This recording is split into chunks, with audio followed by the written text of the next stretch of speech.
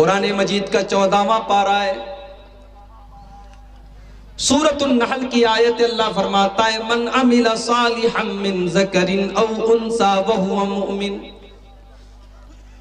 جو بھی نیک عمل کرے چاہے وہ مرد ہو یا وہ عورت ہو، یہاں اللہ دونوں کا نام لے رہا ہے، جو بھی نیک عمل کرے چاہے وہ مرد ہو چاہے وہ عورت ہو، وَهُوَ مُؤْمِنٌ، اور وہ ایمان والا ہو، وہ توحید والا ہو، وہ ایمان کے ساتھ نیک عمل کرنے والا ہو۔ بہت سارے یتیم خانے تو اڈانی جی بھی چلاتے ہیں، مکیش امبانی بھی بہت سارے غریبوں کی مدد کر رہے ہیں، بہت سارے یتیموں کی مدد کر رہے ہیں، مگر ان کی یہ نیکی آخرت میں ان کے کوئی کام نہیں آئے گی، اس لیے کہ اللہ تعالیٰ کی یہاں نیکی تبھی نیکی مانی جائے گی جب آپ کے اندر ایمان ہو، آپ کے اندر توحید ہو۔ آپ جتنی بھی نیکی کا کام کر لیں، اگر آپ کے اندر توحید نہیں، اگر آپ کے اندر ایمان نہیں ہے تو اللہ تعالیٰ کے یہاں آپ کی نیکی کو قبول نہیں کیا جائے گا۔ دنیا میں تو ہو سکتا ہے اللہ تعالیٰ آپ کو نیکی کا پھل دے دے، بدلہ دے دے، مگر آخرت میں آپ کی نیکی تبھی اللہ تعالیٰ قبول کرے گا جب آپ کے اندر توحید ہو، آپ کے اندر ایمان ہو۔ اللہ فرما رہا ہے من عمل صالحا من ذکر او انثى، جو بھی مرد یا جو بھی عورت نیک عمل کرے اس حال میں کہ وہ ایمان والا ہو، وہ توحید پر ہو، وہ ایک اللہ کی عبادت کرنے والا ہو، وہ اللہ کے ساتھ کسی کو شریک کرنے والا نہ ہو، وہ شرک کرنے والا نہ ہو، تو ہم کیا کریں گے؟ اللہ فرماتا ہے فَلَنُحْيِيَنَّهُ حَيَاتًا طَيِّبَةً، ہم اسے دنیا میں بھی ایک بہترین زندگی دیں گے۔ نیک عمل کرنے والے کو ہم دنیا میں بہترین زندگی، اللہ کا وعدہ ہے، اللہ کا وعدہ کبھی جھوٹا نہیں ہو سکتا۔ اگر آپ کی زندگی اسلام کے مطابق گزرے گی، اگر آپ کی زندگی شریعت کے مطابق گزرے گی تو اللہ کا وعدہ ہے کہ اللہ آپ کی زندگی کو بہترین زندگی بنا دے گا۔ اب بہترین کا مطلب یہ نہیں ہوتا کہ آپ کروڑ پتی بن جائیں گے، بہترین کا مطلب یہ نہیں کہ آپ کے پاس بڑا عالی شان بنگلہ ہو جائے گا، آپ کے پاس 4 ویلر گاڑی ہو جائے گی، ہو سکتا ہے کہ آپ کا مکان ٹوٹا پھوٹا ہو سکتا ہے کہ آپ کے پاس ایک سائیکل بھی نہ ہو سکتا ہے آپ کے گھر میں دنیا کی دولت نہ ہو، مگر اللہ کا وعدہ ہے اگر آپ ایمان والے بن جائیں گے اور نیک عمل کرنے والے بن جائیں گے، اس ٹوٹے پھوٹے گھر کے اندر بھی آپ کو چین کی نیند آئے گی، آپ کی زندگی میں چین ہوگا، سکون ہوگا، برکت ہوگی، اللہ کی رحمت ہوگی۔ فَلَنُحْيِيَنَّهُ حَيَاتًا طَيِّبَةً، اللہ فرماتا ہے ہم تجھے ایک بہترین زندگی عطا فرمائیں گے۔ تو یہ دماغ سے پہلے یہ کیڑا نکال دو کہ دین پر چلیں گے تو دنیا نہیں ملے گی۔ کیوں نہیں ملے گی بھائی؟ اسی دین پر چل کر کے صحابہ کرام نے دنیا کو بھی حاصل کیا اور آخرت کی نعمتوں کو بھی انہوں نے حاصل کیا۔ اسی دین پر چل کر کے پوری دنیا میں اسلام کا جھنڈا لہرا دیا صحابہ کرام نے۔ کون سی ایسی چیز تھی جو صحابہ کے پاس نہیں تھی؟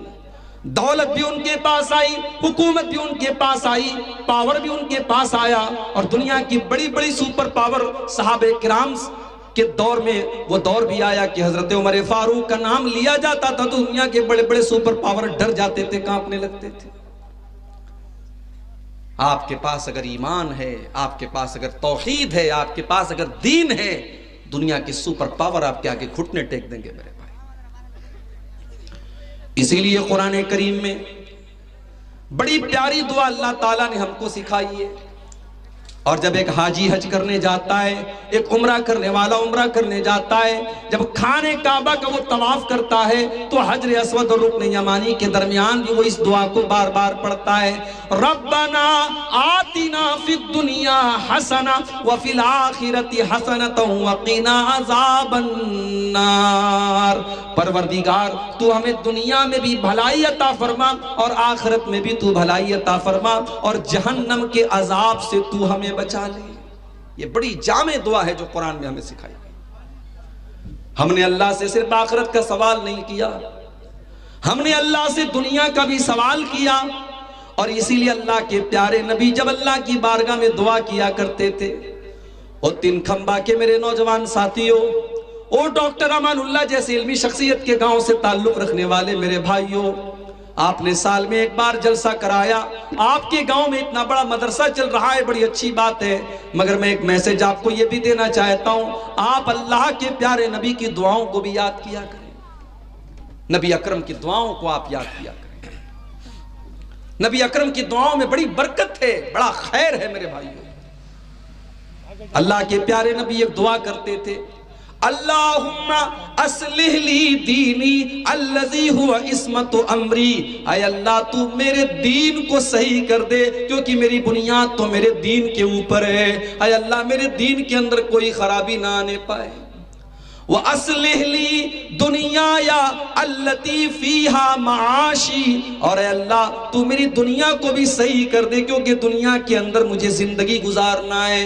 وَأَصْلِحْ لِي آخِرَتِي الَّتِي إِلَيْهَا مَعَادِي، اور اے اللہ تو میری آخرت کو بھی صحیح کر دے کیونکہ مرنے کے بعد لوٹ کر کے مجھے وہیں جانا ہے۔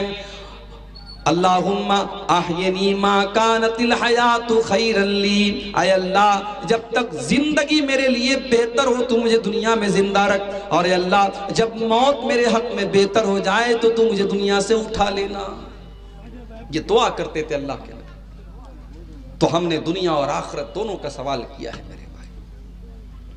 بہت سارے ایسے کام ہیں ہمیں لگتا ہے یہ دنیا کا کام ہے، شادی کرنا، بیوی کا حق ادا کرنا، بچے پیدا کرنا اور بچوں کی تربیت کرنا، یہ تمام چیزیں تو ہمیں لگتا ہے کہ دنیا کا کام ہے، مگر اسلام یہ کہتا ہے اگر آپ نے اپنے آپ کو گناہ سے بچانے کے لیے اور اپنی شرمگاہ کی حفاظت کے لیے اگر آپ نے نکاح کیا ہے اور آپ جائز طریقے سے اپنی بیوی سے اپنی خواہش پوری کر رہے ہیں تو آپ کا یہ خواہش پوری کرنا بھی شریعت کی نظر میں ثواب کا کام ہے اور اس پر بھی آپ کو ثواب ملے گا۔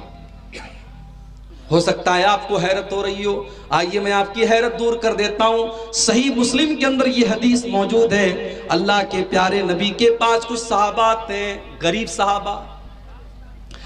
صاحب آتے ہیں اور آ کر کے کہتے ہیں اے اللہ کے نبی امیر لوگ تو ہم سے ثواب میں آگے نکل گئے، اے اللہ کے نبی ہم بھی نماز پڑھتے ہیں اور امیر لوگ بھی نماز پڑھتے ہیں، ہم بھی روزہ رکھتے ہیں امیر لوگ بھی روزہ رکھتے ہیں، لیکن اے اللہ کے نبی ہم تو غریب لوگ ہیں، ہمارے پاس دولت نہیں ہے، ہمارے پاس مال نہیں ہے۔ وَيَتَصَّدَّقُونَ بِفُضُولِ أَمْوَالِهِمْ، اے اللہ کے نبی امیروں کو اللہ نے بہت دولت سے نوازا ہے، وہ اللہ کی راہ میں صدقہ خیرات کرتے ہیں، وہ چندہ دیتے ہیں، وہ دان کرتے ہیں، وہ خیرات کرتے ہیں۔ اے اللہ کے نبی ہم تو غریب لوگ ہیں، ہم تو ان کا مقابلہ اس چیز میں نہیں کر سکتے، اے اللہ کے نبی ہم تو پیچھے رہ جائیں گے اور امیر لوگ آگے نکل جائیں گے۔ میرا نبی امیروں کا بھی نبی ہے، غریبوں کا بھی نبی ہے۔ میرے نبی ساری کائنات کے لیے رحمت ہے۔ میرے نبی نے اپنے غریب صحابہ کے آنسوؤں کو کیسے پوچھا میرے بھائی؟ آپ نے فرمایا اے میرے صحابہ تم نے یہ کیسے سمجھ لیا کہ تمہارے پاس صدقہ اور خیرات کرنے کے لیے دولت نہیں ہے؟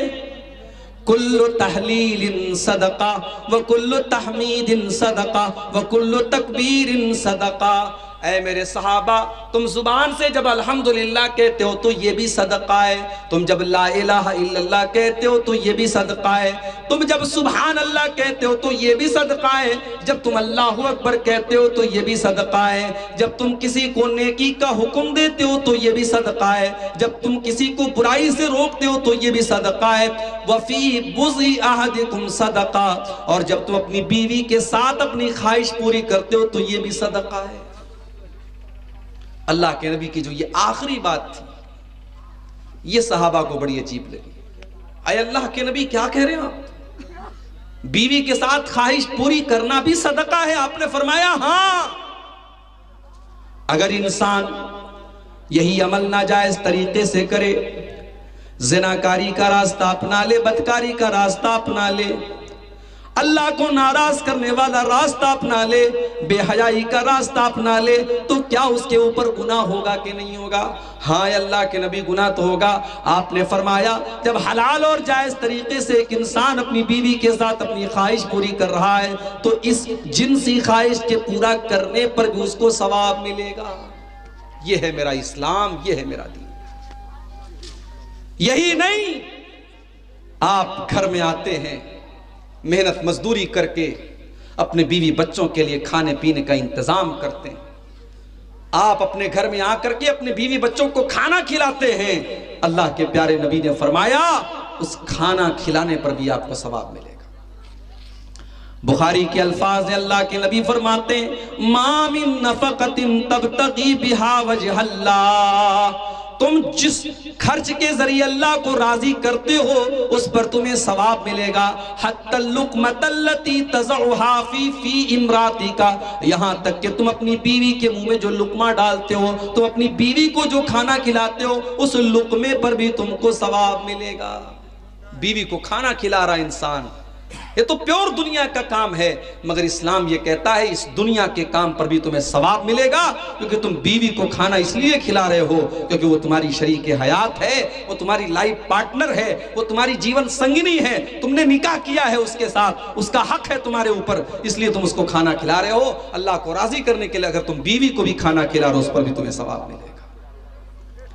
اسلام کی یہ تعلیم نہیں ہے آپ پورے ملک کا انتظام چلائیں اور بیوی کو چھوڑ دیں، آپ کسی اسٹیٹ کے مکھیہ منتری بن جائیں اور آپ کی بیوی بچے نہ ہوں، اسلام کی یہ تعلیم نہیں ہے۔ اسلام اس کو قطعاً ناپسند کرتا ہے کہ آپ شادی نہ کریں اور آپ بال بچے پیدا نہ کریں، آپ بیوی کا حق ادا نہ کریں، آپ بچوں کا حق ادا نہ کریں، یہ اسلام کی تعلیم نہیں ہے۔ بہت ساری باتیں اشاروں میں کہی جاتی ہے، سمجھتے رہیں آپ۔ اسلام کی یہ تعلیم نہیں ہے کہ آپ بیوی بچوں کی ذمہ داریوں سے آزاد، آپ صاحب پورے دیش کی سیوا کر رہے ہیں اور آپ اپنے پریوار کو چھوڑ دیں، اپنی بیوی کو چھوڑ دیں، یہ اسلام کی تعلیم نہیں ہے۔ جو سارے سماج کے لیے اچھا ہے، جو سارے محلے کے لیے اچھا ہے، جو سارے دیش کے لیے اچھا ہے، اس کو سب سے پہلے اپنے پریوار کے لیے اچھا ہونا پڑے گا۔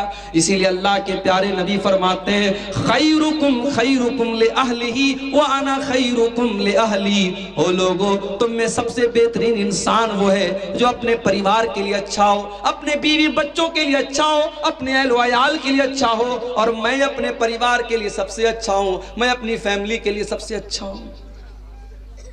اگر ایک طرف اللہ کے نبی صحابہ کے دلوں کے اوپر راج کرتے ہیں، اگر ایک طرف اللہ کے نبی صحابہ کرام کے سردار ہیں اور صحابہ کرام کے امام ہیں، تو دوسری طرف آپ عائشہ اور خدیجہ کے شوہر بھی ہیں، آپ فاطمہ اور زینب کے باپ بھی ہیں، آپ نے ایک بہترین باپ کا کردار بھی ادا کیا اور آپ نے ایک بہترین شوہر کا بھی کردار ادا کیا۔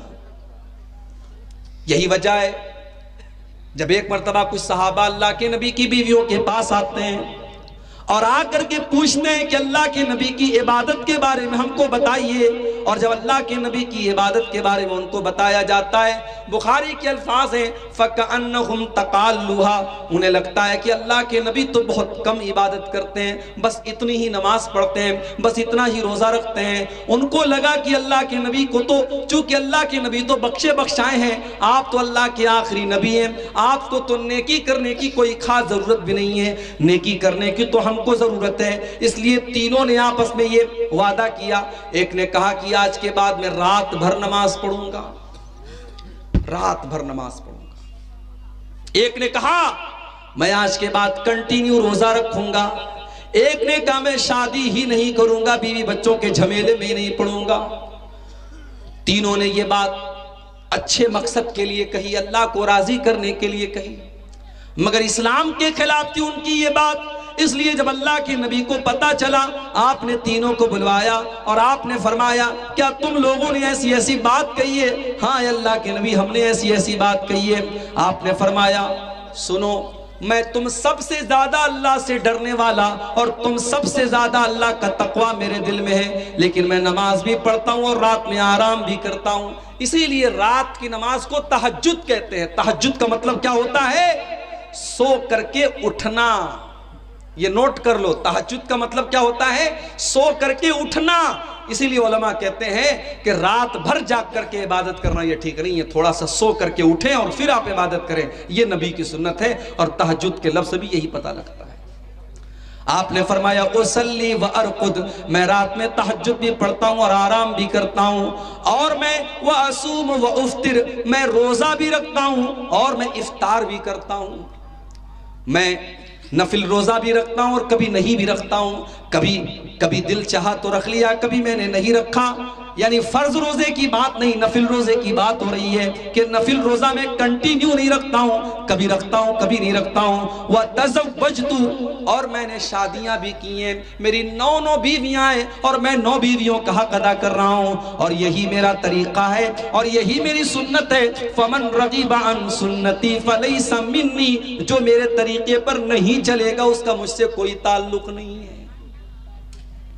آج کتنے لوگ ہیں ماشاءاللہ 5 ٹائم کے نمازی ہیں، چہرے پر بھرپور سنت والی داڑھی ہے، ماتھے پر زبردست سجدے کا نشان ہے، لیکن گھر میں جب بیوی کے سامنے جاتے ہیں تو جلاد بن جاتے ہیں، آنکھیں انگارہ بن جاتی ہیں، بیوی بچے ان کو دیکھ کر کے ڈر جاتے ہیں۔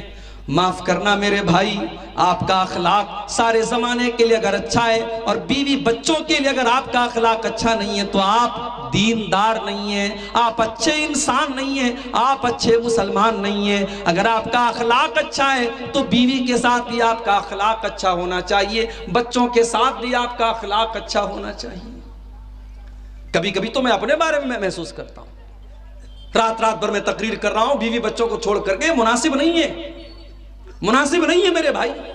کبھی کبھار کی بات ہے، ٹھیک ہے، لیکن اگر اس کو ایک معمول بنا لیا جائے، مہینے بھر ہم تقریریں کریں اور بیوی بچوں کو چھوڑ دیں، غلط ہے یہ۔ بہت سارے لوگ، ہمارے بنارس کے قریب ایک جگہ پڑتی ہے مئو، ابھی کل میرا مئو میں پروگرام تھا، مئو کے لوگوں نے بتایا کہ صاحب یہاں کا کاروبار بنارس کی طرح وہاں بھی ساڑی کا کاروبار ہوتا ہے، پاور لوم چلتے ہیں وہاں پہ۔ اب پاور لوم کا کاروبار کچھ دنوں سے اچھا نہیں چل رہا ہے، تو اب مئو کے بہت سارے لوگ سعودی عرب میں جا کر کے نوکری کر رہے ہیں، 15,000 20,000 25,000 روپیہ مہینہ مل رہا ہے۔ اب مئو کے اندر رہ کر کے بیچارے محنت کر کے 8,000 10,000 کما رہے تھے، وہاں 15-20,000 مل رہا ہے، بیچاروں کے پاس کوئی آپشن نہیں تھا، وہ سعودی میں جا کے رہ رہے ہیں۔ اب حالات کیا ہیں؟ شادی ہو گئی، بیوی آئی، 1 مہینہ یہ بیوی کے ساتھ رہے، اس کے بعد صاحب یہ سعودی چلے گئے، اب بیوی یہاں اکیلی رہ رہی ہے۔ اب آپ اندازہ لگائیں کہ کتنا بڑا فتنہ ہے یہ کہ بیوی یہاں ہے، شوہر سعودی عرب میں ہے، اور 2 سال کے بعد اپنی بیوی کے پاس آتا ہے۔ ظاہر ہے بیوی کو شوہر کی ضرورت ہے، شوہر کو بیوی کی ضرورت ہے، ہم نے روزی روٹی کے نام پر بیوی کا حق مارا، غلط ہے میرے بھائی۔ ہم تھوڑا کم کھا لیں، 2 روٹی کے بجائے 1 روٹی کھا لیں، ہم تھوڑا ہم اپنے لائف سٹائل میں ہم سمجھوتے کر لیں، اپنی زندگی میں ہم سمجھوتے کر لیں، مگر بیوی بچوں کو ہم ٹائم دیں، ان کا حق دیں۔ یہ شریعت کی تعلیم ہے، یہ جناب محمد الرسول اللہ صلی اللہ علیہ وسلم کی تعلیم ہے۔ اللہ کے نبی کے ایک صحابی ہیں، ان کا نام ہے سلمان فارسی۔ سلمان فارسی کے ایک بہت اچھے دوست ہیں، ان کا نام ہے ابو دردہ۔ سلمان فارسی مکہ کے مہاجر ہیں اور ابو دردہ مدینہ کے انصاری ہیں، دونوں میں بہت اچھا دوستانہ ہے، بھائی چارہ ہے۔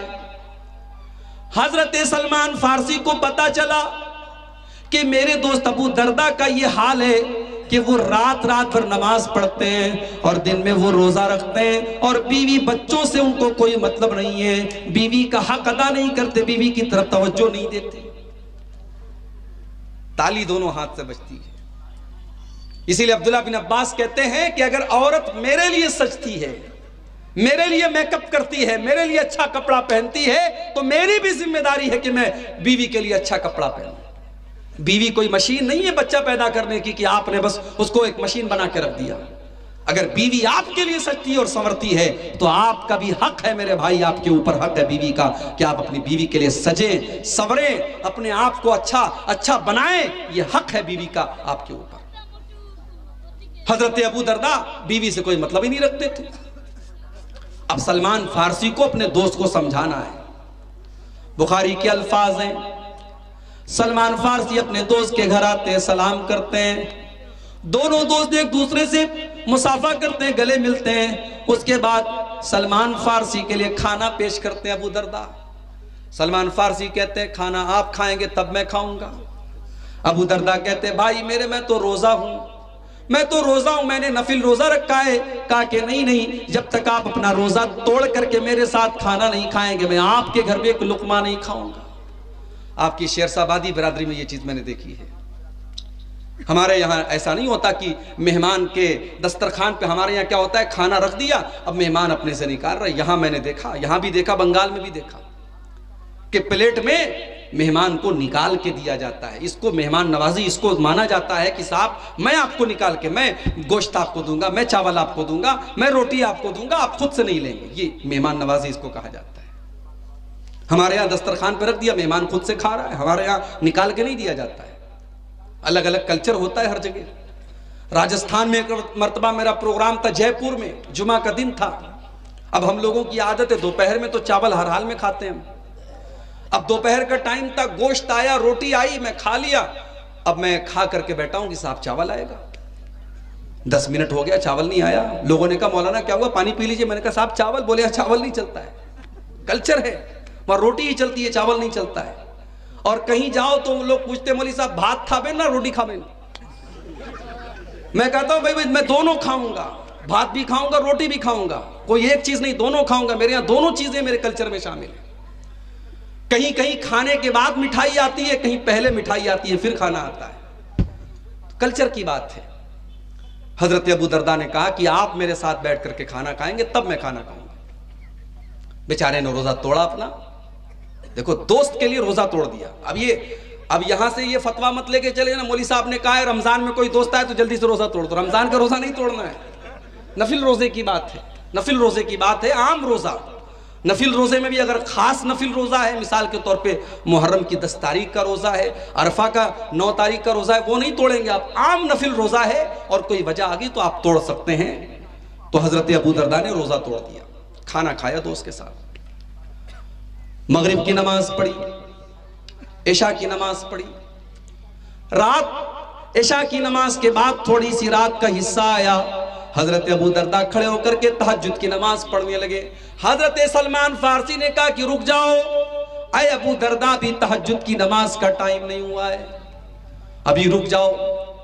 جب آدھی رات ہو گئی، حضرت ابو درداء کھڑے ہو کر کے تہجد پڑھنے کا ارادہ کرنے لگے۔ سلمان فارسی نے کہا رک جاؤ، ابھی تہجد پڑھنے کا ٹائم نہیں ہوا ہے۔ اور رات گزر گئی۔ جب رات کا آخری پہر آ گیا، آج کے دور کے حساب سے ہم کہہ سکتے ہیں کہ رات کے 2 بج گئے، 2:30 بج گئے، 3 بج گئے، تب حضرت ابو درداء نے کہا، حضرت سلمان فارسی نے کہا کہ ابو درداء اب یہ بہترین ٹائم ہے تہجد پڑھنے کا، اب آپ کھڑے ہو کر کے آپ بھی تہجد پڑھیے اور میں بھی آپ کے ساتھ تہجد پڑھتا ہوں۔ دونوں دوستوں نے ساتھ میں کھڑے ہو کر کے تہجد کی نماز پڑھی۔ اس کے بعد جب تہجد پڑھ چکے، حضرت سلمان فارسی کہنے لگے، اے میرے بھائی ابو درداء، ایک دن میں آپ کے گھر آیا، میں نے دیکھا کہ میری بھابھی کے بال میں نہ تو کنگھی ہے، نہ بال میں انہوں نے تیل لگایا ہے، نہ کپڑے میں خوشبو لگائی ہے۔ میں نے اپنی بھابھی سے پوچھا، میں نے آپ کی بیوی سے پوچھا کہ آپ نے یہ کیا حلیہ بنا کے رکھا ہے؟ تو آپ کی بیوی نے مجھ سے بتایا کہ میرے شوہر ابو درداء کو اپنی بیوی سے کوئی مطلب ہی نہیں ہے، میں کس کے لیے بال میں تیل لگاؤں، میں کس کے لیے اپنے بالوں میں کنگھا کروں، میرے شوہر کو تو مجھ سے کوئی مطلب ہی نہیں ہے۔ اے ابو درداء، آپ کا یہ طریقہ غلط ہے، ان لزوجک علیک حقا، اے ابو درداء آپ کی بیوی کا بھی آپ کے اوپر حق ہے، آپ کی آنکھوں کا بھی آپ کے اوپر حق ہے، آپ کے مہمان کا بھی آپ کے اوپر حق ہے، اور آپ کے رب کا بھی آپ کے اوپر حق ہے۔ اے ابو درداء سب کو سب کا حق دیجئے، تب جا کر کے آپ اسلام کے اوپر عمل کرنے والے بنیں گے۔ تھوڑی دیر کے بعد فجر کی نماز کا ٹائم ہوا۔ حضرت ابو درداء مسجد میں آتے ہیں اور اللہ کے پیارے نبی کے ساتھ فجر کی نماز پڑھتے ہیں، اور فجر کی نماز پڑھنے کے بعد اللہ کے پیارے نبی کو پورا معاملہ بتاتے ہیں، اور پورا معاملہ بتانے کے بعد کہتے ہیں، اے اللہ کے نبی، آج سلمان فارسی نے میرا روزہ توڑوا دیا، آج اس نے تہجد کی نماز میں رات بھر پڑھتا تھا، اس نے رات کے آخری پہر میں مجھ سے پڑھوائی، اور آخر میں سلمان فارسی نے ایسی بات کہی ہے۔ اللہ کے پیارے نبی نے فرمایا، اے ابو درداء صدق سلمان بالکل صحیح کہہ رہے ہیں، سلمان بالکل ٹھیک کہہ رہے ہیں، انہوں نے کوئی غلط بات نہیں کہی ہے۔ تو یہ اسلام ہے میرے بھائی۔ اسلام صرف نماز پڑھنے کا نام نہیں ہے، اسلام ایک مکمل لائف سٹائل کا نام ہے۔ اسلام یہ کہتا ہے کہ آپ جب بازار میں جائیں، جب آپ کاروبار کرنے جائیں، جب آپ بزنس کرنے جائیں، تو وہاں پر بھی آپ کو اسلام کے اوپر عمل کرنا ہے۔ وہاں پر بھی آپ کو یہ دیکھنا ہے کہ آپ جو بزنس کرنے جا رہے ہیں وہ حلال ہے کہ حرام ہے، وہ جائز ہے کہ ناجائز ہے۔ ایسا نہیں ہے کہ آپ پیسہ کمانے کے معاملے میں آزاد ہیں۔ آج ہمارے بہت سارے نوجوان موبائل کے اوپر 3 پتی گیم کھیل رہے ہیں۔ آج موبائل کے اوپر بہت سارے ایسے ایپ آتے ہیں جو جوا کھیلا جاتا ہے، اور ہمارا نوجوان ان ایپس کے اندر جوا کے ذریعے پیسہ کما رہا ہے۔ ہو سکتا ہے کہ آپ لاکھوں کروڑوں کما لیں، مگر جس چیز کو شریعت نے جوا قرار دیا اور جس چیز کو شریعت نے حرام قرار دیا، میرے بھائیوں، اس کمائی کے ذریعے آپ کے گھر میں کبھی برکت نہیں آ سکتی، کبھی برکت نہیں آ سکتی۔ آپ جب پیسہ کمانے کے لیے جائیں تو وہاں بھی اسلام یہ کہتا ہے کہ آپ کو حلال طریقے سے پیسہ کمانا ہے۔ اللہ کے پیارے نبی فرماتے ہیں لا تزول قدم ابن آدم من عند ربہ یوم القیامہ، قیامت کے دن انسان اپنی جگہ سے ہل نہیں پائے گا، انسان اپنی جگہ سے ٹس سے مس نہیں ہو پائے گا جب تک 5 سوالوں کا وہ جواب نہیں دے دے گا۔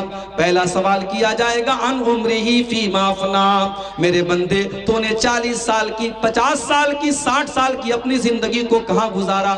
دوسرا سوال وعن شبابہ فیما ابلا، تو نے اپنی جوانی کو کہاں گزارا؟ تیسرا سوال وعن مالہ من این اکتسبہ، تو نے مال کہاں سے کمایا؟ سود اور بیاج سے کمایا، رشوت سے کمایا، جوا سے کمایا، سٹے سے کمایا، کرکٹ گیم کے اندر سٹے سے کمایا، موبائل ایپ کے اندر سٹے سے کمایا، تو نے پیسہ کہاں سے کمایا؟ چوتھا سوال وفیما انفقہ، تو نے مال کہاں پر خرچ کیا؟ اور 5واں سوال وماذا عمل فیما علم، تو نے جو علم حاصل کیا اس کے اوپر عمل کتنا کیا؟ تو یہ ہے اسلام۔ اسلام دنیا کو بھی ایک بہترین زندگی بنانے کی گارنٹی دیتا ہے۔ شرط یہ ہے کہ آپ 2 چیزیں اپنے اندر پیدا کر لیں۔ میں پھر سے وہی آیت ریپیٹ کر رہا ہوں، سورہ نحل کی قرآن کے 14ویں پارے کی آیت۔ مردوں کو بھی یہ آیت یاد کر لینی چاہیے، عورتوں کو بھی یہ آیت یاد کر لینی چاہیے۔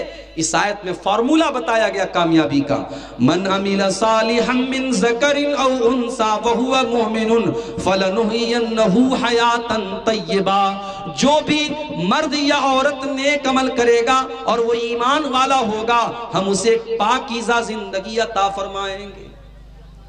ابھی میں راستے میں آ رہا تھا بنارس سے، موبائل پر میسج آیا، ناگپور کے اندر ایک مسلمان لڑکی کی شادی غیر مسلم کے ساتھ ہو رہی ہے۔ لڑکی کا نام شمع بانو، لڑکی کا نام شمع بانو اور لڑکی کے باپ کا نام محمد حبیب، مسلمان لڑکی ہے، اور شوہر کا نام کیا ہے؟ منوہر۔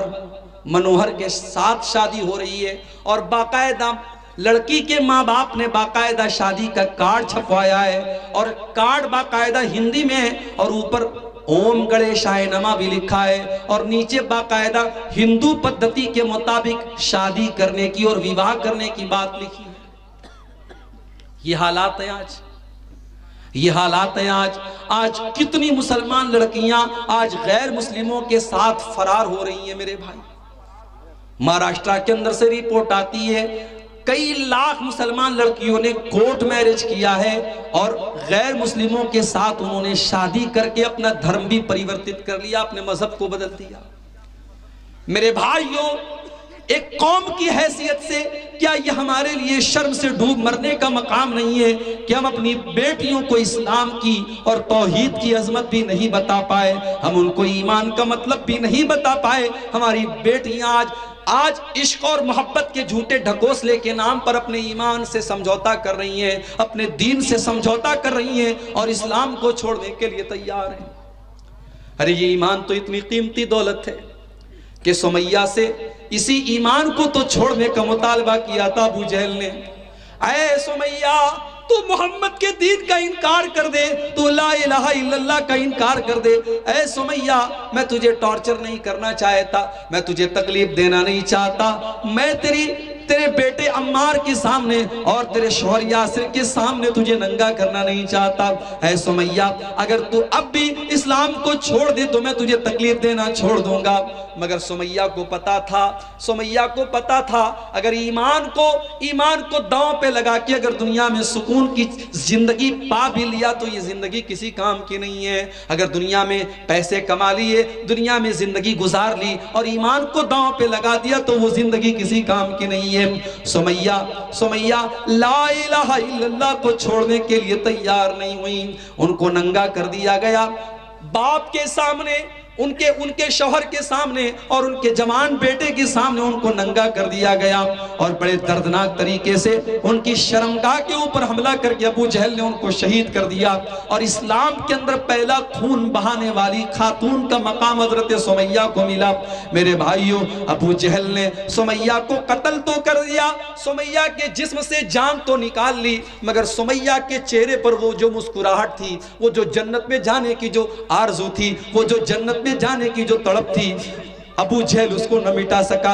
ابو جہل سمیہ کے دل سے ایمان کو نہیں نکال سکا۔ او میری پیاری ماں بہنوں، آج سمیہ کو تم کیسے بھول گئی؟ او میرے نوجوان ساتھیوں، آج چند ٹکوں کے وقت میں اپنے دین اور ایمان کا سودا کرنے کو تیار ہو جاتے ہو۔ کیا تم نے بلال حبشی کی زندگی نہیں پڑھی؟ ہاں، بلال حبشی کوئی ہینڈسم تو نہیں تھے، کوئی بہت خوبصورت تو نہیں تھے، کالے کلوٹے تھے، حبشہ کے رہنے والے تھے، جیسے سارے حبشی ہوتے ویسے بلال بھی حبشی تھے۔ لیکن اے بلال، تیرے کالے کلوٹے بدن کے باوجود تیرے سینے کے اندر جو دل تھا، اے بلال اس دل کا کیا کہنا، اس دل کے اندر ایمان کی کیسی طاقت تھی، ایمان کی کیسی طاقت تھی کہ بلال حبشی کو جب ان کے مالک امیہ بن خلف نے عرب کی تپتی ہوئی ریت پر لٹایا اور ان کے سینے پر گرم پتھر رکھا اور بلال سے کہا کہ اے بلال، تیرے سینے پر یہ گرم پتھر تیرے سینے کی چربی کو پگھلا رہا ہے اور تیری پیٹھ کی چربی پگھل رہی ہے عرب کی اس تپتی ہوئی ریت پر۔ اے بلال، میں تجھے اتنی تکلیف نہیں دینا چاہتا، تو لا الہ الا اللہ کو چھوڑ دے، تو اسلام کو چھوڑ دے، تو یہ اقرار کر لے کہ ہمارے 360 جو ہمارے بت ہیں اور ہمارے جو معبود ہیں وہ تیرے مشکل کشا ہیں، وہ تیرے رب ہیں، وہ تیری مدد کرنے والے اور تیری بگڑی بنانے والے ہیں۔ اے بلال، ہم تجھے چھوڑ دیں گے۔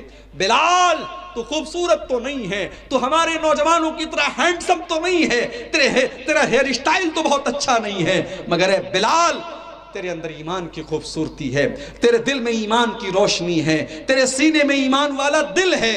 بلال نے اپنے سینے کی چربی کو پگھلانا گوارا کر لیا، اپنی پیٹھ کی چربیوں کو پگھلانا گوارا کر لیا، مگر بلال نے توحید سے کوئی کمپرومائز نہیں کیا، اور بلال کی زبان سے اگر نکلا تو ایک ہی لفظ نکلا، احد احد احد، میرا رب ایک ہے، میرا معبود ایک ہے، میری پیشانی جھکے گی تو اس ایک رب کی بارگاہ میں جھکے گی، میں تمہارے 360 معبودوں کو اپنا رب نہیں مان سکتا، تو میری جان بھی لے لو مگر میں تمہیں اپنا رب نہیں مان سکتا۔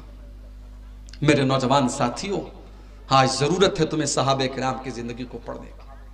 مجھ سے کہا یہاں کے لوگوں نے، مولوی صاحب شراب بہت زیادہ پی جا رہی ہے ہمارے یہاں، تھوڑا شراب پر بولیے گا۔ اب مسلمان کو بتانا پڑے گا کہ شراب حرام ہے، مسلمان کو بتانا پڑے گا کہ شراب تجھے نہیں پینا چاہیے۔ اگر نتیش کمار نے شراب کے اوپر پابندی نہ لگائی ہوتی، اگر بہار سرکار نے شراب بندی نہ بھی کی ہوتی، آپ کے مذہب میں تو 1400 سال پہلے شراب بندی کر دی گئی ہے۔ آپ جس قرآن کو چوم چوم کے اپنے گھر میں رکھتے ہیں اور تراویح کی نماز میں جھوم جھوم کر کے جس قرآن کو پڑھتے ہیں، وہ قرآن صاف صاف یہ اعلان کر رہا ہے، انما الخمر والمیسر والانصاب والازلام رجس من عمل الشیطان۔ او شراب پینے والو، یہ شراب اور جوا یہ گندے کام ہے، یہ شیطان کے کام ہے۔ شیطان ان کے ذریعے تم کو لڑانا چاہتا ہے، اس شراب کے ذریعے شیطان تم کو آپس میں لڑانا چاہتا ہے، اور شیطان تم کو اللہ کے ذکر سے دور کرنا چاہتا ہے۔ جس قرآن کے اندر شراب بندی کا اعلان کیا گیا ہو، اس مسلمان، اس قرآن کو ماننے والا شراب پیے، میرے بھائیو یہ ہو نہیں سکتا۔ یا تو تیرے ایمان میں کھوٹ ہے، اور یا پھر تجھے رب کے قرآن پر ایمان نہیں ہے۔ قرآن کہہ رہا ہے کہ شراب پینا شیطان کا کام ہے۔ عثمان غنی رضی اللہ تعالیٰ عنہ کہتے ہیں، شراب سے بچو فَإِنَّهَا أُمُّ الْخَبَائِثِ، یہ تمام برائیوں کی جڑ ہے۔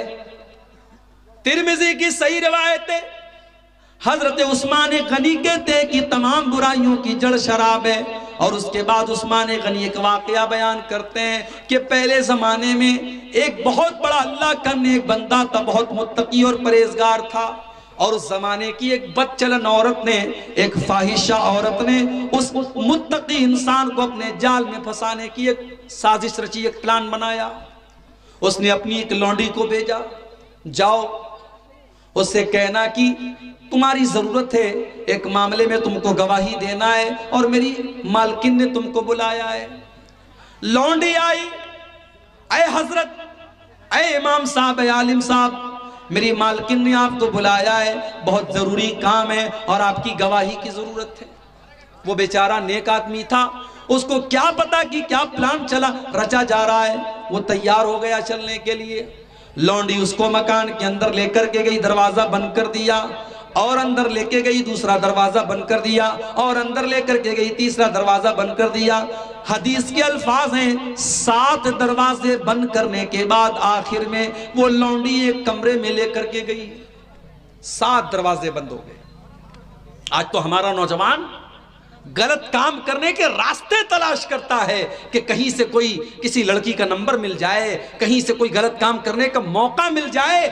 یہاں اللہ کے نیک بندوں کو باقاعدہ سازش کر کے اور پلان کر کے پھنسایا جا رہا ہے، مگر پھر بھی وہ اپنے آپ کو بچا رہا ہے۔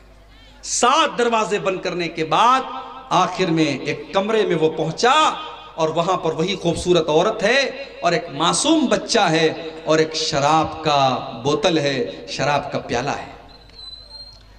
اس عورت نے کہا تمہارے سامنے 3 چوائس ہے، 7 دروازے بند ہیں، اگر تم نے میری بات نہیں مانی تو میں قتل کر دوں گی، تم کو تمہیں بدنام کر دوں گی، یا تو تم میرے ساتھ زنا کرو، یا تم میرے ساتھ زنا کرو، یا تم اس بچے کو قتل کرو، اور یا پھر تم شراب پی لو، 3 کام میں سے کوئی ایک کام کرو۔ اس کو لگا زنا کرنا تو بہت بڑا پاپ ہے، بچے کو قتل کرنا تو اس سے بڑا پاپ ہے، شراب ہی پی لیتا ہوں جان بچانے کے لیے، یہ ہلکا کام لگ رہا ہے۔ اس نے ایک پیالہ شراب پی، نشہ چڑھا، اس نے ایک اور پیالہ لیا، اس کو بھی پی گیا، اور نشہ چڑھا، اس نے ایک اور پیالہ لیا، یہاں تک کہ شراب کی اس نے پوری بوتل خالی کر دی، اور جب مکمل نشے میں آ گیا، اس کو کوئی ہوش نہیں رہا کہ وہ کون ہے اور کیا ہے۔ اس نے اس عورت کے ساتھ زنا بھی کر لیا اور اس بچے کو قتل بھی کر دیا، اور اس طریقے سے شراب کے چکر میں پڑ کر کے ایک نیک انسان نے زنا جیسا گناہ بھی کیا اور قتل جیسا گناہ بھی کیا۔ اسی لیے عثمان غنی کہتے ہیں اجتنبوا الخمر فإنها أم الخبائث، او لوگو شراب سے بچو، یہ تمام برائیوں کی جڑ ہے، شراب سے بچو۔ سگریٹ بکتی ہے نا آج، گٹکھا بکتا ہے، گٹکھے کے اوپر پھیپڑے کی خطرناک تصویر بنی رہتی ہے، لکھا رہتا ہے tobacco is dangerous for health, تمباکو آپ کے سواستھ کے لیے ہانی کارک ہے، تمباکو آپ کی صحت کے لیے خطرناک ہے۔ گٹکھے پر بھی لکھا ہے، بیڑی اور سگریٹ کے پیکٹ پر بھی لکھا ہے، سرکار لکھوا بھی رہی ہے اور لائسنس دے کر کے بکوا بھی رہی ہے۔ سرکار یہ بھی کہہ رہی اس سے کینسر ہوتا ہے اور سرکار اس کا لائسنس بھی دے رہی ہے۔ گٹکھا بک رہا ہے، سگریٹ بک رہی ہے، اور پینے والے پی رہے ہیں۔ کینسر سے لاکھوں لوگ مر رہے ہیں ہر سال، مگر سگریٹ پینے والوں کی بھی کوئی کمی نہیں، گٹکھا کھانے والوں کی بھی کوئی کمی نہیں۔ لیکن 1400 سال پہلے جس ماحول میں لوگ شراب پینے کے عادی تھے اور لوگوں کے دسترخوان پر شراب پی جاتی تھی، کھانے کے ساتھ ساتھ شراب کی بوتل بھی رکھی جاتی تھی، جب اس ماحول میں قرآن کی یہ آیت نازل ہوتی ہے اے ایمان والو انما الخمر والمیسر والانصاب والازلام رجس من عمل الشیطان، اے ایمان والو یہ شراب پینا، یہ جوا کھیلنا، یہ قسمت کا حال معلوم کرنے کے لیے پانسے کے تیر نکالنا، اور یہ غیر اللہ کے نام پر لوگوں کی آستانوں پہ جا کے سر جھکانا، یہ سارے کے سارے گندے کام کام ہے، یہ شیطان کے کام ہے، تم ان کاموں سے بچو۔ جب قرآن کی آیت نازل ہوتی ہے، صحابہ کرام اپنے شراب کے مٹکے توڑ دیتے ہیں، اپنے شراب کے پیالوں کو توڑ دیتے ہیں، اپنے شراب کے برتنوں کو توڑ دیتے ہیں۔ او لوگوں، آج سرکار سگریٹ اور تمباکو کے خلاف ایڈورٹیزمنٹ پر لاکھوں کروڑوں خرچ کرتی ہے، مگر کوئی فائدہ نہیں۔ اور یہاں قرآن کی ایک آیت نازل ہوتی ہے اور صحابہ کرام اپنی اصلاح کر لیتے ہیں۔ یہ ایمان کی طاقت ہے، یہ اللہ کے ڈر کی طاقت ہے۔ جب اللہ کا ڈر پیدا ہوتا ہے تو مجرم خود آ کر کے عدالت میں اپنے جرم کا اقرار کرتا ہے۔ اللہ کے نبی صحابہ کے ساتھ بیٹھے ہوئے ہیں، ایک عورت آتی ہے، اے اللہ کے نبی، میں قبیلے غامد سے تعلق رکھتی ہوں، اے اللہ کے نبی میں نے زنا کیا ہے، میں شادی شدہ ہوں، میں وواہت عورت ہوں، میں شادی شدہ عورت ہوں اور میں نے ایک مرد کے ساتھ زنا کر لیا ہے۔ اے اللہ کے نبی مجھے پتا ہے کہ اسلام میں شادی شدہ عورت اگر زنا کر دے تو اس کی سزائے موت ہے۔ اے اللہ کے نبی مجھے یہ سزا دے دیجئے تاکہ کل اللہ تعالیٰ قیامت کے دن مجھے سزا نہ دے۔ میں دنیا کی سزا تو گوارا کرنے کو تیار ہوں مگر آخرت کی سزا میں برداشت نہیں کر سکتی۔ اے اللہ کے نبی مجھے پاک کر دیجئے تاکہ کل قیامت کے دن میں پاک ہو جاؤں، مجھے دنیا میں زنا کی سزا دے دیجئے، میں آخرت میں یہ چھمتا نہیں رکھتی ہوں کہ میں زنا کی سزا سہ لوں۔ اللہ کے نبی نے کہا کیا بول رہی ہے تو؟ چل ہٹ یہاں سے، چلی جا، کیا بول رہی ہے؟ اللہ کے نبی نے اس کو موقع دینا چاہا، اس کو سنبھلنے کا موقع دینا چاہا۔ اس نے کہا نہیں ہے اللہ کے نبی، آپ اگنور نہیں کر سکتے، آپ نظر انداز نہیں کر سکتے، میں پروف کے ساتھ آئی ہوں، میں نے زنا بھی کیا ہے اور اس زنا کا پروف بھی ہے میرے پاس، میں حمل سے ہوں اور زنا کا حمل میرے پیٹ میں پل رہا ہے، میں پیٹ سے بھی ہوں، میں نے غلط کام کیا ہے۔ نبی اکرم نے کہا ٹھیک ہے چلی جا تو، جب تیرا بچہ پیدا ہو جائے تب تو میرے پاس آنا، ہم تجھے سزا دیں گے۔ نبی اکرم نے لوٹا دیا، 9 مہینے کی مہلت دے دی۔ صحابہ کرام کو بھی پتا نہیں کہ وہ عورت کون ہے اور اللہ کے نبی بھی شاید بھول چکے کہ وہ عورت کون ہے۔ 9 مہینے کا پیریڈ گزر جاتا ہے، ایک دن پھر وہی عورت اپنے معصوم بچے کو اپنے ہاتھ میں لے کر کے آتی ہے۔ اے اللہ کے نبی کیا آپ نے مجھ کو پہچانا؟ میں وہی عورت ہوں جو 9 مہینے پہلے آپ کے پاس آئی تھی اور یہ مطالبہ لے کر کے آئی تھی کہ آپ مجھے سزا دے دیجئے۔ اے اللہ کے نبی اب تو یہ بچہ بھی پیدا ہو چکا ہے، اے اللہ کے نبی اس بچے کو اپنی کسٹڈی میں لے لیجئے اور میرے جیسی بدچلن عورت کو سزائے موت دے دیجئے۔ ہو لوگوں، آج عدالت میں لوگ پیسے دے دے کر کے ججوں اور وکیلوں کو خرید کر کے اپنی سزا کو معاف کرواتے ہیں، اور جو مجرم ہوتے ہیں وہ بے قصور ہو جاتے ہیں، وہ باعزت رہا ہو جاتے ہیں، اور جو بے قصور اور جو واقعی میں جو بے قصور ہوتا ہے اس بیچارے کو سزا دے دی جاتی ہے۔ آج یہی ہو رہا ہے عدالت میں۔ وہ کون سی طاقت ہے جو مجرم کو عدالت میں آ کر کے اپنے جرم کا اقرار کرنے پر مجبور کر رہی ہے؟ میرے بھائیو یہ ایمان کی طاقت ہے، یہ اللہ کا ڈر ہے، یہ اللہ کا خوف ہے جو 9 مہینے بعد بھی اس عورت کو آ کر کے اپنے حق میں سزائے موت مانگنے کا مطالبہ کرنے پر مجبور کر رہی ہے۔ اے اللہ کے نبی مجھے پاک کر دیجئے۔ آپ نے کہا نہیں، ابھی تمہارا بچہ چھوٹا ہے، ماں کے دودھ پر ڈیپینڈ ہے، جب تک یہ بچہ دودھ پی رہا ہے ہم تمہیں سزا نہیں دے سکتے، جاؤ جب تمہارا بچہ دودھ چھوڑ دے، روٹی کھانے لگے، تب تم میرے پاس آؤ۔ اللہ کے نبی نے 2 سال کا ٹائم اور دے دیا، 2 سال کی مہلت اور دے دی۔ 2 سال کا پیریڈ گزر گیا اور 2 سال کے بعد وہ عورت اپنے بچے کو لے کر کے آتی ہے اور بچے کے ہاتھ میں روٹی کا ٹکڑا ہے، بچہ روٹی کھا رہا ہے۔ اے اللہ کے نبی میں وہی غامدیہ عورت ہوں، اے اللہ کے نبی میں وہی عورت ہوں جو آپ کے پاس آ کر کے اپنے زنا کا اقرار کر رہی تھی۔ تحت طہرنی یا رسول اللہ، اے اللہ کے نبی مجھے سزائے موت دے کر کے مجھے پاک کر دیجئے۔ آپ نے بچہ ایک مسلمان کے حوالے کیا، آپ نے بچے کو ایک مسلمان کے حوالے کیا اور زمین کے اندر گڈھا کھودنے کا حکم دیا گیا۔ گڈھا تیار ہو گیا، عورت کا آدھا دڑ اس گڈھے کے اندر ڈالا گیا۔ آپ نے صحابہ کو حکم دیا کہ اس کو پتھروں سے مار مار کے ختم کیا جائے۔ او لوگو، اگر آج زنا کی یہ سزا، آج زنا کی سزا کو لاگو کر دیا جائے، یہ 5 سال کی بچیوں کے ساتھ ریپ کرنے والے دہل جائیں گے۔ یہ آج زنا کے جو واقعات ہو رہے ہیں، اگر اسلام نے زنا کی جو سزا دی، اگر اس زنا کو اگر آج رائج کر دیا جائے تو آج زنا بند ہو جائیں گے۔ مگر یاد رہے، اسلام زنا صرف زبردستی زنا کوئی زنا نہیں کہتا ہے، اسلام آپس کی سہمتی والے زنا کو بھی زنا کہتا ہے۔ ہمارے ملک کا قانون کیا کہتا ہے؟ اگر بالغ مرد اور بالغ عورت، 18 سال کے اوپر کی لڑکی ہے اور 21 سال کے اوپر کا مرد ہے، اگر بالغ مرد اور عورت آپس میں آپسی سہمتی سے اگر سمبند بناتے ہیں تو قانوناً وہ غلط نہیں ہے۔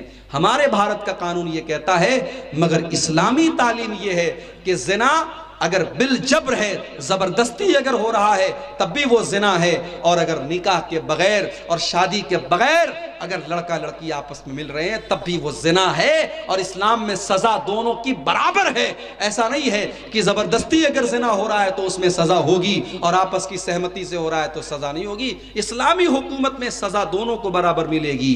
میرے بھائیوں، اگر واقعی میں اگر آج زنا کی سزا کو لاگو کر دیا جائے تو زنا کے واقعات بند ہو جائیں گے۔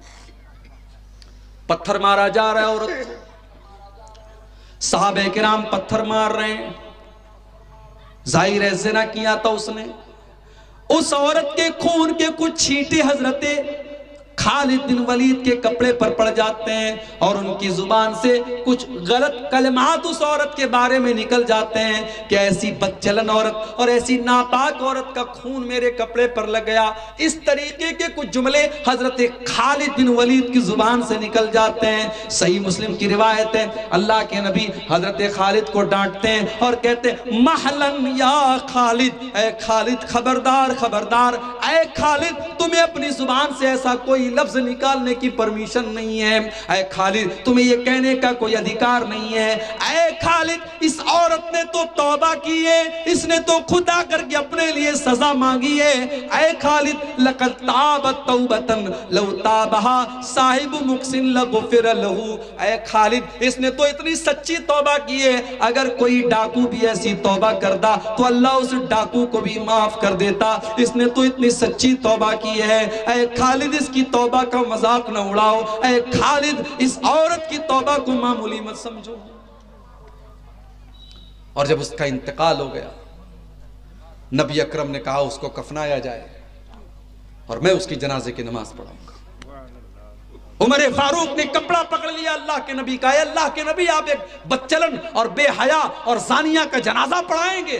آپ نے کہا کہ ہاں اے عمر، اس نے توبہ کر لی ہے، اس نے توبہ کر لی ہے، اور توبہ کرنے والا التائب من الذنب کمن لا ذنب لہ، گناہ سے اگر کوئی توبہ کر لے تو اللہ کے نبی فرماتے ہیں کہ سمجھو اس نے کبھی گناہ کیا ہی نہیں تھا۔ توبہ کرنے کے بعد انسان پاک اور صاف ہو جاتا ہے۔ اسلام میرے بھائیو وہ دین ہے، اور ایمان کی طاقت وہ طاقت ہے جو مجرم کو عدالت میں آ کر کے اپنے جرم کا اقرار کرنے پر مجبور کرے۔